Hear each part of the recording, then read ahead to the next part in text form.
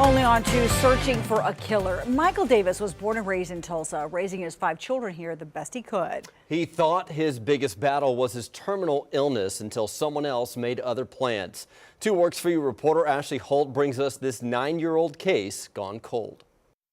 Hands stretched out wide, smile on his face. The photo, carefully placed in a grandmother's home, preserves a 42-year-old Michael Davis the way his family remembers him. He was a good person. He didn't bother anybody. He didn't do any of that. His mother still keeps him close, always over her shoulder. What kind of person would do something like that and then still walk the streets? But she makes sure not to look too far back to a painful past. Not knowing why was very hard. One they still can't explain. A snippet of police tape bound to a fence was the only thing left. I just could not believe that they found somebody murdered and they said it was my son.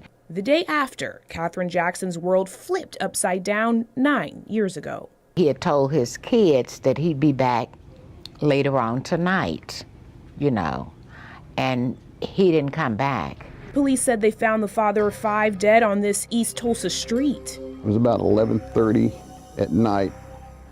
Mike was discovered deceased. I was just hysterical. I was just feeling, it just wasn't right. I mean, it just wasn't real. His family dumbfounded, thinking his greatest battle was already within him. He had terminal cancer. He had stage 4 cancer.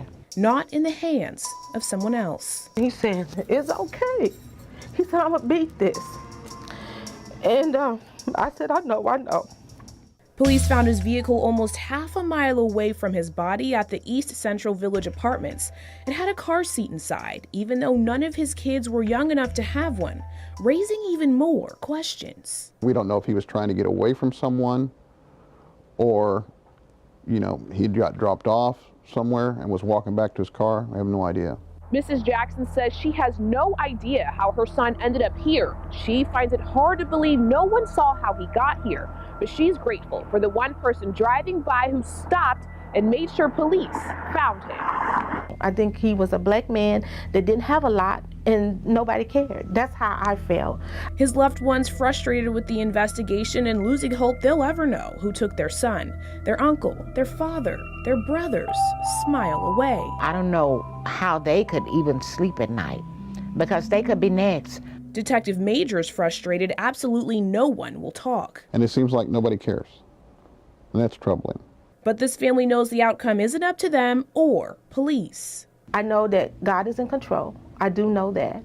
And whoever or whomever did it, they got to answer to him. Hoping to look Michael's killer in the eye with a message. I forgive you, but please, if you are there, turn yourself in and let us know why you did what you did. Ashley Holt, 2 Works For You. And Tulsa police are pleading with anyone who has information about Michael's death to come forward. Their tip line is here on your screen, and you can remain anonymous.